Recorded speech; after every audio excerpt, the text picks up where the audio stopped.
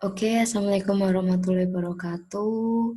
Selamat pagi semuanya. Jumpa lagi kita pada mata kuliah Geografi Perencanaan dan Pengembangan Wilayah. Sebelum kita mulai perkuliahan kita pada minggu ini, saya mau mengucapkan mohon maaf lahir dan batin, karena ini kan masih dalam masa lebaran juga ya. Jika saya ada banyak salah kata atau perbuatan, saya mohon maaf yang sebesar-besarnya. Semoga kita akan diberikan hidayah dan juga kesabaran dalam menghadapi semua cobaan-cobaan ini. Oke, itu saja untuk pembukaannya. Minggu ini kita akan belajar bersama tentang kota ekologis. Indikator kota ekologis. Kenapa kita harus mempelajari tentang kota ekologis? Kita tahu sendiri sekarang ini kerangka kerja atau framework yang digunakan oleh semua negara di dunia itu adalah framework terkait dengan Agenda 2030 Sustainable Development Goals, di mana dalam SDG sendiri itu ada 3 faktor yang sangat berpengaruh, ada sosial, ekonomi, dan lingkungan, di mana ketiga faktor itu akan berkaitan erat dengan yang namanya perkembangan wilayah ekologis. Nah, kenapa di sini saya memfokuskan pada kota ekologis? Karena kita tahu sendiri bahwa Indonesia termasuk dalam salah satu negara berkembang di mana perkembangan daerah perkotaannya itu sangat pesat. Sekarang ini banyak sekali kota-kota besar yang ada di Indonesia, tidak hanya DKI Jakarta saja. Mungkin dulu kita mengenal bahwa kota itu adalah DKI Jakarta, tapi sekarang sudah sangat banyak kota. DKI Jakarta, Semarang, Yogyakarta, Surabaya, Palembang, Medan, Makassar, dan lain sebagainya. Semakin banyak kota-kota yang ada di Indonesia, akhirnya menarik perhatian para perencana wilayah untuk lebih memperdalam apa yang harus dilakukan saat suatu wilayah itu lebih berkembang daerah perkotaannya dibanding daerah perdesaannya. Salah satunya kita akan mempelajari melalui aspek ekologis. Di sini Maurice Strong pada tahun 1996 telah menyatakan bahwa the battle for the environmental future of our planet will be won or lost in the cities, particularly cities of the developing world. Jadi di sini gampangannya masa depan suatu lingkungan yang ada di dunia ini itu bisa kalah atau bisa menang tergantung dengan kondisi yang ada di daerah perkotaannya, khususnya perkotaan di negara-negara yang berkembang. Kenapa demikian?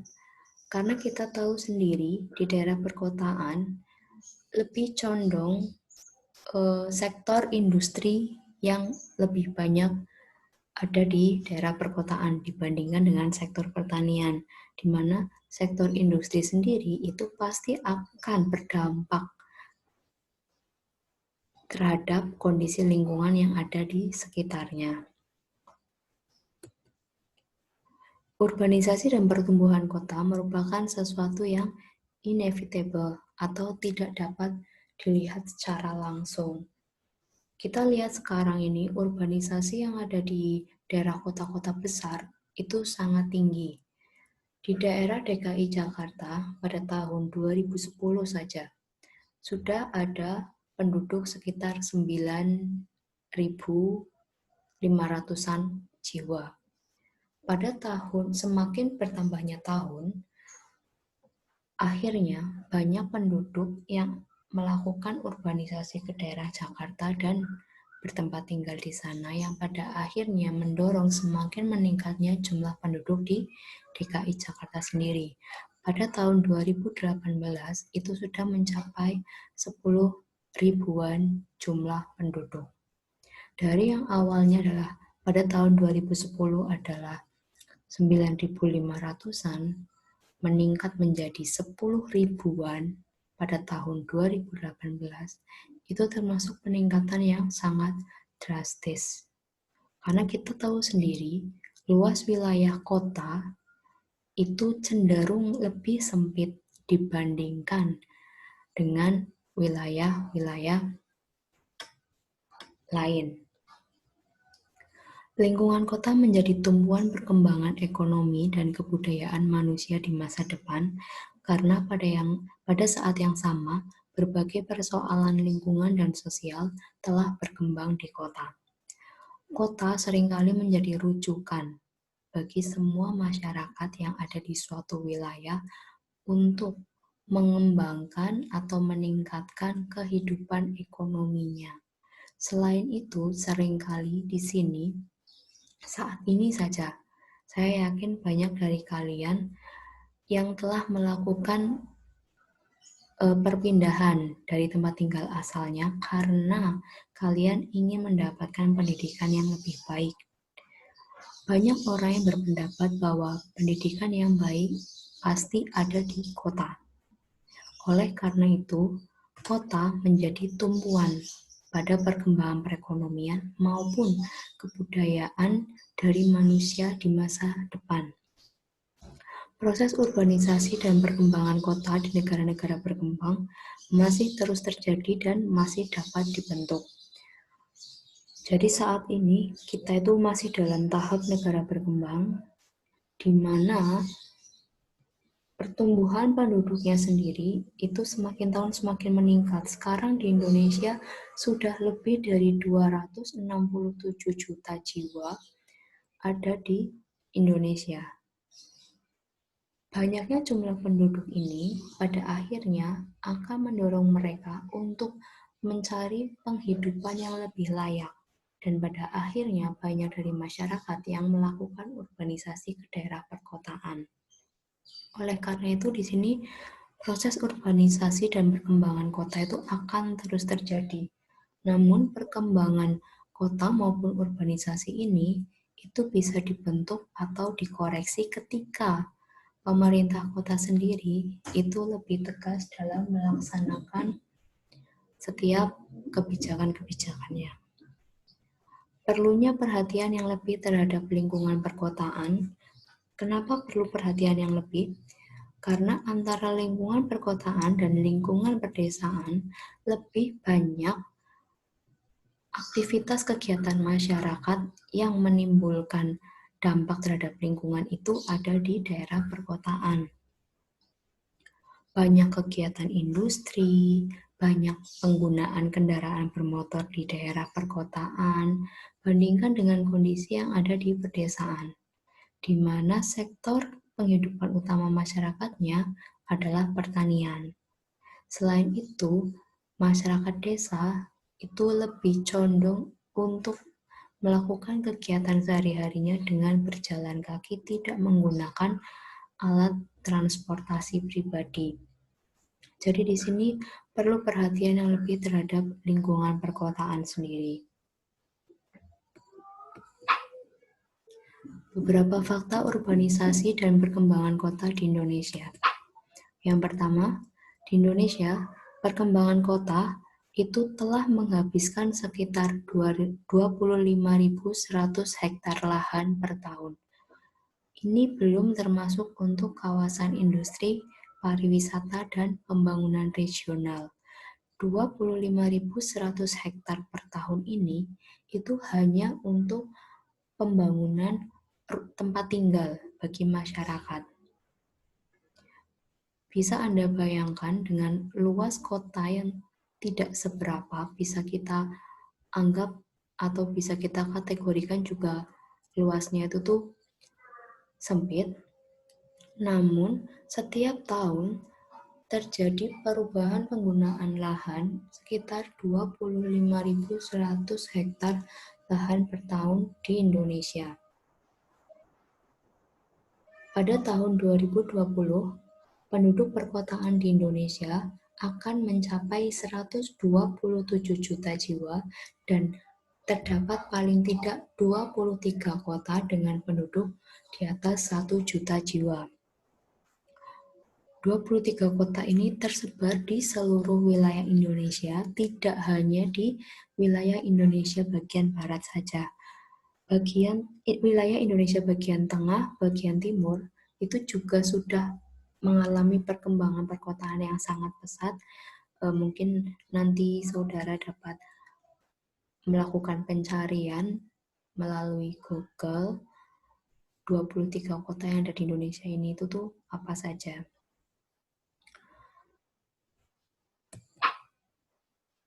Rata-rata kota berpenduduk 1 juta jiwa membutuhkan sekitar 625.000 ton air, 2.000 ton makanan, 9.500 ton bahan bakar, dan menghasilkan limbah air sebesar 500.000 ton, 2.000 ton limbah padat, dan 950 ton limbah udara. Oleh karena itu, di sini banyak pemerhati lingkungan yang akhirnya berfokus pemerhati lingkungan dan juga perencana lingkungan, perencana wilayah akhirnya berfokus pada kondisi kota ekologis, bagaimana menciptakan suatu kota yang lebih ramah terhadap lingkungan. Karena masyarakat yang ada di daerah perkotaan itu akan lebih banyak menghasilkan limbah dibandingkan masyarakat yang ada di daerah pedesaan. Hal tersebut berkaitan dengan semakin banyaknya sektor industri yang ada di daerah perkotaan juga. Sekitar 60.000 penduduk kota di negara-negara berkembang tinggal di lingkungan perumahan yang tidak terencana dengan dukungan infrastruktur yang minimal. Materi sebelumnya kita sudah mempelajari tentang pembangunan masyarakat, di mana di situ saya juga sempat memunculkan beberapa gambar-gambar terkait dengan tempat tinggal penduduk kota yang pada akhirnya mereka lebih memilih untuk tinggal di wilayah-wilayah yang dilarang. Wilayah dilarang itu di mana? Di pinggir sungai, di pinggir rel kereta api. Kenapa masyarakat memilih tinggal di situ? Karena harga tanah di sana itu tuh lebih murah. Sehingga banyak masyarakat yang melakukan urbanisasi akhirnya memilih untuk tinggal di lingkungan perumahan dengan dukungan infrastruktur yang minimal. Di hampir semua kota-kota di negara berkembang, 3/4 sampah kota tidak dapat ditangani oleh pemerintah kota. Mungkin saudara-saudara sering kali melihat berita-berita terkait dengan tempat pembuangan sampah Bantar Gebang atau mungkin tempat pembuangan sampah lain yang ada di sekitar kota-kota di dekat tempat tinggal Anda. Tempat pembuangan sampah tersebut itu sulit untuk mengelola produksi sampah setiap harinya karena jumlahnya sangat banyak, sedangkan tempat pembuangannya itu sangat terbatas. Berbeda halnya dengan masyarakat yang ada di desa, di mana masyarakat di desa seringkali lebih mudah mendayagunakan kembali sampah-sampahnya. Contoh mungkin masyarakat kota seringkali membuang bahan pangan itu tetap ke tong sampah. Sedangkan masyarakat desa lebih banyak membuang bahan pangan yang sudah tidak dimanfaatkan lagi ya. Itu untuk didaur ulang, baik itu untuk pakan ternak ataupun untuk pupuk. Jadi di sini banyak sekali hal-hal yang membedakan antara pengembangan wilayah di daerah pedesaan dan juga daerah perkotaan sendiri.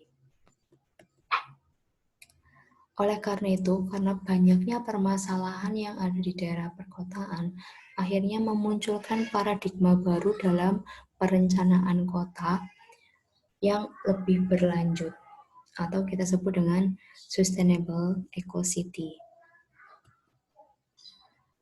Kenapa ada paradigma ini? Yang pertama karena proses pembangunan kota yang bersifat market driven harus dikoreksi. Jadi dulu pembangunan kota itu lebih banyak berdasarkan pada pasar. Pasar inginnya apa, maka pembangunan kota akan diarahkan ke situ. Saya ambilkan contoh pembangunan suatu kota yang berdasarkan pada pasar industri. Karena kebutuhan pasar industri itu tuh sangat banyak, salah satunya adalah lahan, lalu juga kebutuhan terkait dengan air, sarana prasarana, dan lain sebagainya. Akhirnya pembangunan kota lebih diarahkan pada pembangunan infrastruktur saja tanpa memperhatikan kondisi lingkungan. Nah, hal-hal tersebut akhirnya harus diperhatikan dan harus dikoreksi. Jangan sampai pembangunan kota yang bersifat market driven ini itu justru semakin merusak kondisi lingkungan yang ada di perkotaan Indonesia. Yang kedua, dimensi lingkungan, sosial, dan cultural kota harus mendapat perhatian. Saat ini banyak sekali permasalahan-permasalahan yang ada di daerah perkotaan. Selain bencana seperti banjir, banyak juga permasalahan sosial seperti adanya kesenjangan ekonomi antara masyarakat miskin dan masyarakat kaya yang semakin tinggi. Terus juga tidak adanya sifat gotong royong dalam masyarakat perkotaan, dan lain sebagainya. Hal-hal ini baik itu terkait dengan aspek lingkungan, sosial, maupun kultural sendiri, itu harus menjadi perhatian pemerintah bagaimana caranya agar daerah perkotaan itu tetap lestari lingkungannya, tetap menjaga culture dan juga hubungan sosial antar masyarakat. Karena dengan adanya hubungan sosial antar masyarakat, maka partisipasi masyarakat dalam suatu pembangunan wilayah itu akan lebih baik. Di mana partisipasi itu akan menentukan keterlibatan dan juga rasa kepemilikan pada diri masyarakat sendiri. Semakin mereka ikut berpartisipasi, maka mereka akan lebih memiliki rasa memiliki, sehingga mereka akan lebih menjaga dan juga ikut mengevaluasi proses pembangunan yang ada di wilayahnya. Ketiga, prinsip-prinsip keadilan antar dan lintas generasi harus diwujudkan, karena di sini untuk masyarakat perkotaan sendiri, khususnya terkait dengan keadilan perekonomian, itu masih sangat terjadi ketimpangan, sehingga di sini perlu ada keadilan yang memang benar-benar adil agar nantinya masyarakat itu dapat berkembang bersama, tidak menimbulkan permasalahan-permasalahan yang terlalu kompleks. Kota harus mempunyai roh, jiwa, dan identitasnya masing-masing. Kota jangan sampai perkembangan kota itu tuh bersifat atau mengikuti perkembangan dunia barat.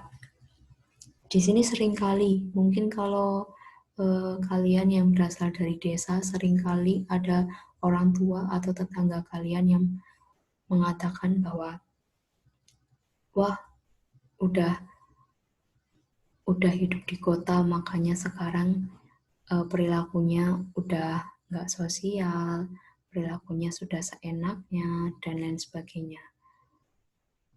Adanya stigma tersebut disebabkan karena kota-kota yang ada di Indonesia sampai saat ini itu lebih mengarah pada budaya-budaya barat. Mereka tidak memiliki roh, jiwa, identitasnya masing-masing. Padahal budaya di Indonesia sendiri itu kan bersifat lebih ke kesopanan, sehingga kota-kota yang ada di Indonesia itu juga harus memunculkan roh kesopanan itu pada masing-masing masyarakatnya.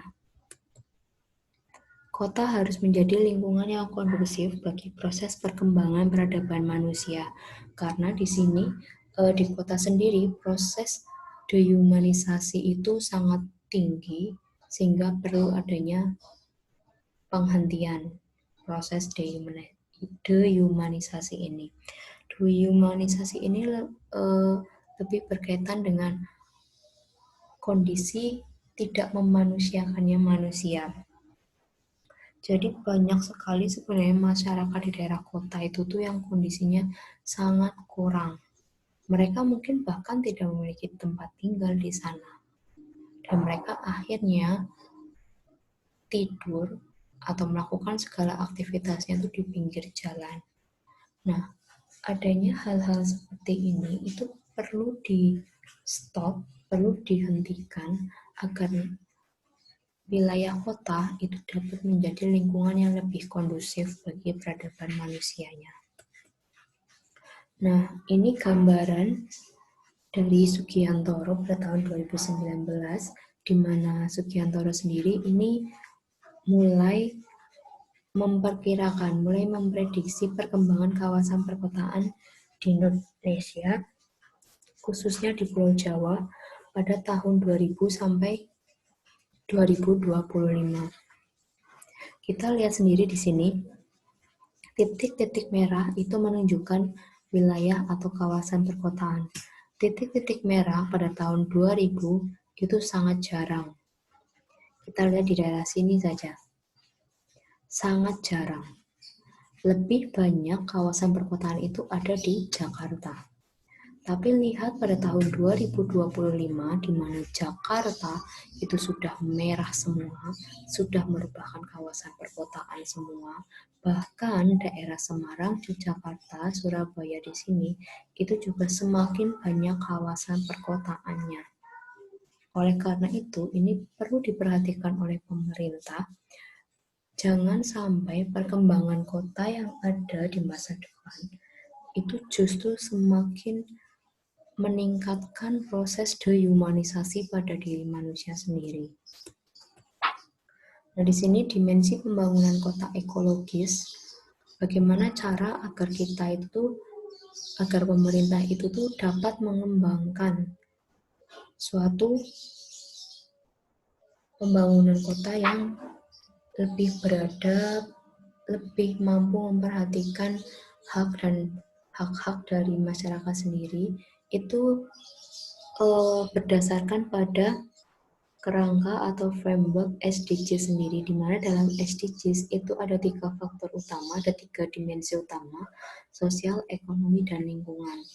Nah, dimensi pembangunan kota ekologis pun berdasarkan pada SDGs tersebut. Di sini saya memberikan contoh, pada saat dimensi sosial, itu pemerintah perlu memperhatikan pengentasan kemiskinan dan masyarakat-masyarakat yang rentan, pemenuhan basic needs and service, dan mewujudkan good urban governance. Pada dimensi ekonomi, pemerintah dapat meningkatkan produktivitas kota, pengembangan ekonomi lokal, job creation, income generating, serta di sini ada dimensi lingkungan. Pemerintah dapat melakukan efisiensi lahan kota, pengintegrasian lingkungan alami dalam kota. Ketiga hal ini itu saling terkait. Jika hanya dimensi ekonomi saja yang diunggulkan, yang dilaksanakan, maka kondisi atau perkembangan kawasan perkotaan itu tidak akan berlanjut.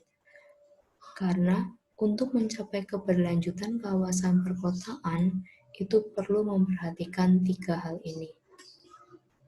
3 hal ini harus dilaksanakan, harus diimplementasikan oleh semua masyarakat ataupun pemerintah yang ada di daerah perkotaan.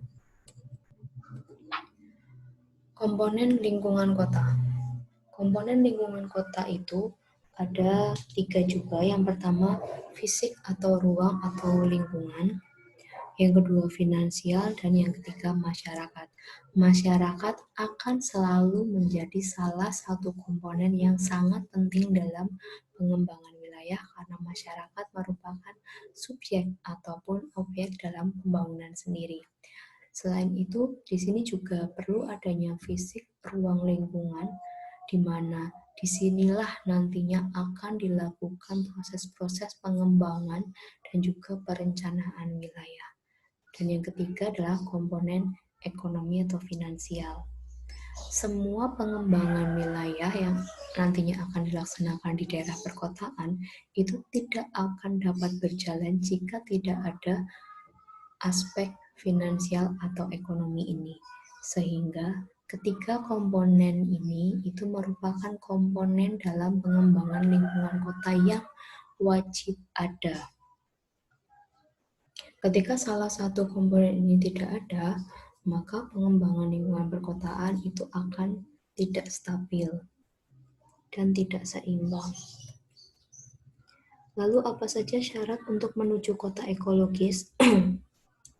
Terdapat 5 syarat untuk mewujudkan kota ekologis atau berkelanjutan. Yang pertama, pemerataan dalam distribusi keuntungan pertumbuhan ekonomi.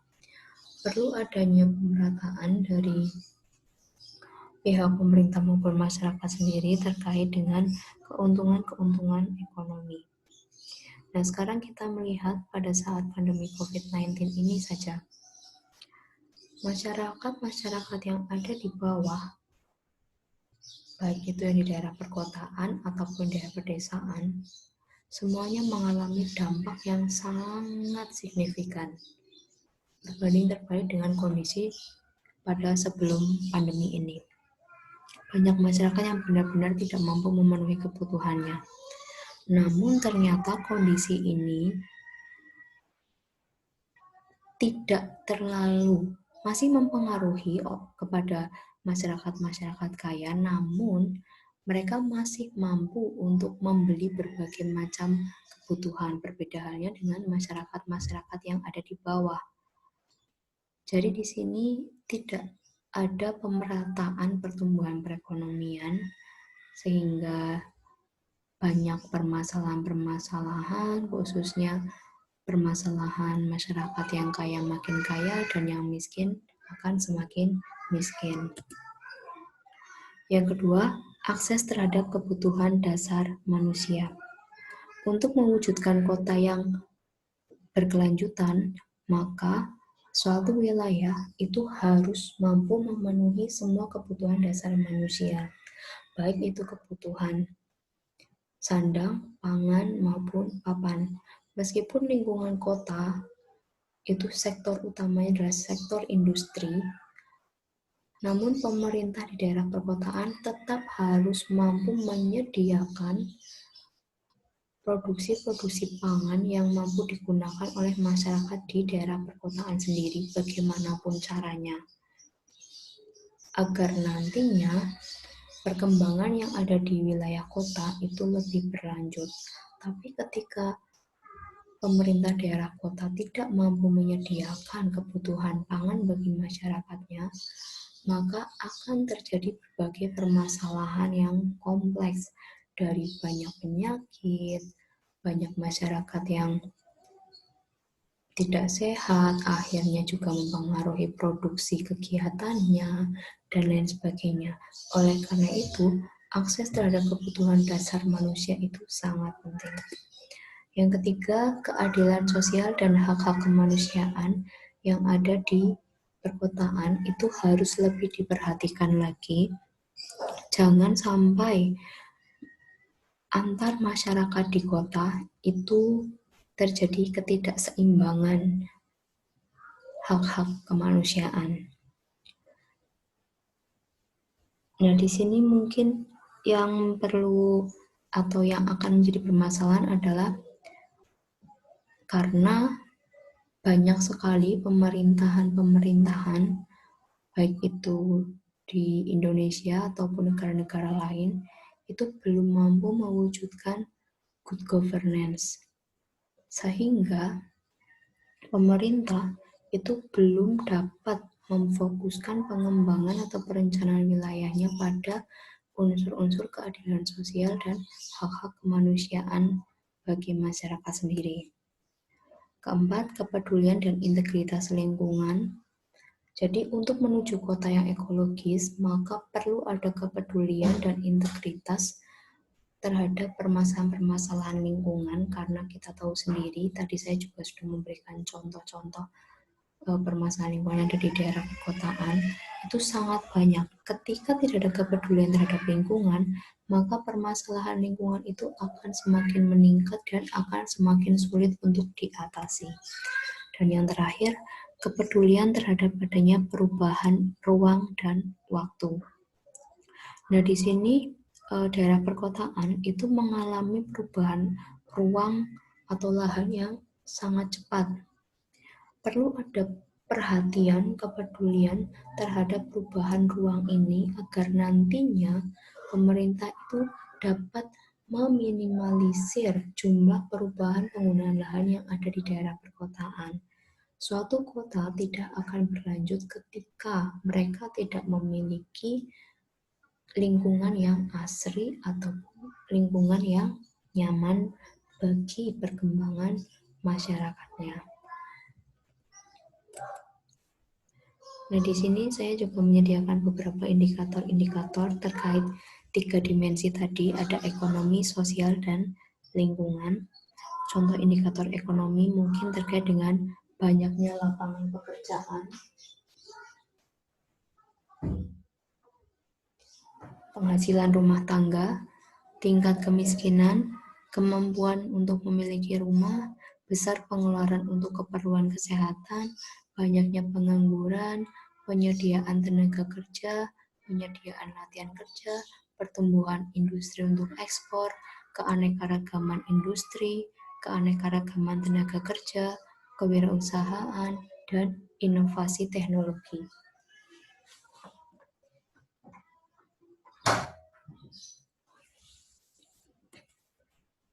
Ini contoh untuk indikator sosial. Indikator sosial biasanya akan lebih banyak dibandingkan dengan indikator ekonomi maupun lingkungan. Beberapa di antaranya terkait dengan populasi dan sumber daya, tingkat kejahatan, pelayanan pada masyarakat, tingkat penggunaan perpustakaan, partisipasi dalam kegiatan kesenian, keadilan dalam hukum, bayi yang lahir dengan berat badan rendah, keikutsertaan pemilih dalam pemilu, kemampuan membaca dan menulis pada orang dewasa, kesehatan fisik individu, kesehatan mental individu, cakupan asuransi kesehatan, tingkat keikutsertaan masyarakat, dan jumlah lembaga swadaya masyarakat. Nah, ini untuk indikator, contoh indikator lingkungan.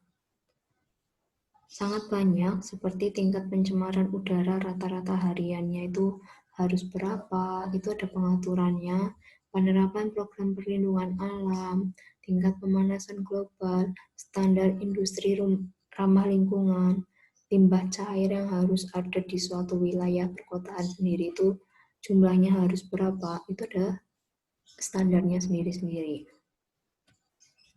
Nah, di sini saya mengambil contoh indikator kota yang berlanjut di daerah Louisiana. Itu yang pertama terkait dengan coastal erosion, flood, dan storm damage. Jadi pemerintah di sana itu sudah mampu menyediakan sarana prasarana untuk mengatasi permasalahan erosi, banjir, maupun bencana-bencana yang lainnya. Jadi sudah ada planning terhadap berbagai bencana ini. Selain itu, pemerintah di sana juga sudah memperhatikan tentang kondisi air, kondisi tanaman-tanamannya, kualitas sumber daya airnya sendiri, penggunaan lahan, biodiversity, sampah, polusi air atau tanah, emisi udara, kualitas udara, emisi karbon, kesamaan lingkungan, kesiapan lingkungan, ataupun organisasi lingkungan sendiri. Itu sudah sangat lengkap. Jadi di sini, di daerah Louisiana itu tuh dikatakan oleh para ahli itu tuh mampu untuk menjadi salah satu percontohan kota yang berlanjut. Nanti mungkin saudara juga dapat melihatnya di website ini.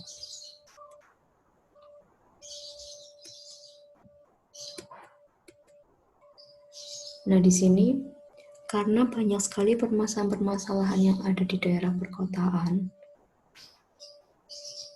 maka perlu adanya undang-undang pembangunan dan pengelolaan perkotaan sendiri. Kita tahu sendiri sekarang sudah ada juga pembangunan pedesaan, di mana daerah pedesaan itu akan mendapatkan dana bantuan hampir mencapai 2 miliar per tahun per desa, sehingga pembangunan di pedesaan itu sedang benar-benar digalakan. Oleh karena itu, di sini juga perlu adanya undang-undang yang memang mendorong pembangunan dan pengelolaan perkotaan yang lebih baik. Karena Indonesia sudah menjadi negara kota. Banyak kota-kota yang ada di Indonesia sendiri yang menjadi tumpuan masa depan masyarakat Indonesia. Tanpa adanya kota ini, maka masyarakat akan semakin sulit untuk berkembang dan meningkatkan taraf penghidupannya. Yang kedua, peran kota bagi pembangunan nasional itu semakin meningkat. Tidak hanya terkait dengan peningkatan aspek penghidupan saja, namun kota juga dijadikan sebagai peningkatan aspek kesehatan dan juga aspek pendidikan. Jadi di sini peran kota dalam pembangunan nasional itu semakin meningkat. Yang ketiga, krisis perkotaan dan persoalan pembangunan dan pengelolaan kota yang sangat kompleks.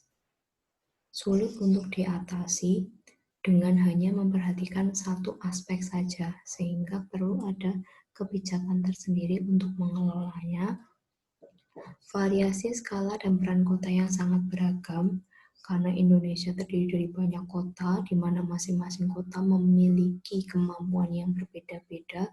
Jadi di sini perlu ada pengklasifikasian juga, ketidakjelasan kerangka kelembagaan pengelolaan kota, karena di daerah kota sendiri itu seringkali banyak lembaga-lembaga baru yang tumbuh di daerah kota, sehingga di sini perlu ada kejelasan dan dasar hukum yang jelas terkait dengan lembaga-lembaga pengelola kota tersebut. Undang-undang penataan ruang tidak cukup untuk mengatur kompleksitas pembangunan dan pengelolaan kota. Tetap harus ada undang-undang terkait dengan pembangunan dan pengelolaan daerah perkotaan sendiri. Tanpa adanya undang-undang ini, maka daerah kota itu akan sulit untuk mengelola dan akan sulit untuk menuju atau mencapai agenda keberlanjutan atau agenda SDG sendiri. Itu saja materi kita pada hari ini. Jadi materi kita pada hari ini itu lebih banyak membahas tentang permasalahan-permasalahan yang ada di kota, mengingat Indonesia sendiri itu perkembangan kotanya sangat cepat. Nah, salah satu strategi yang perlu diperhatikan oleh pemerintah dalam mengembangkan wilayah perkotaan adalah mengembangkan strategi-strategi ekologis dalam menunjang setiap aspek kehidupan masyarakat yang ada di daerah perkotaan, di mana strategi ekologis ini tetap harus memperhatikan 3 dimensi dasar dalam keberlanjutan, yaitu dimensi ekonomi, sosial, dan lingkungan.